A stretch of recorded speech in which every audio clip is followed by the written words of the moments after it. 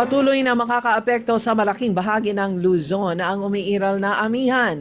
Nakatutok naman ang pag-asa sa pagmonitor sa galaw ng low pressure area na nasa bansa ngayon at sa pagkakataong ito nasa labas pa ng Philippine Area of Responsibility. Pero mababa ang tsansa na ito ay pumasok pa sa bansa.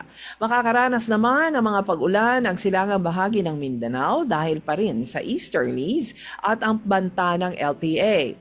Kaninang madaling araw, malakas ang ulan sa Eastern Mindanao tulad ng Caraga at Davao regions dahil ito sa easterlies. Ang iba pang bahagi ng Mindanao ay makakaranas ng mahinang pag-ulan ngayong araw na may kasamang pagkulog at kidlat lalo na sa hapon at gabi.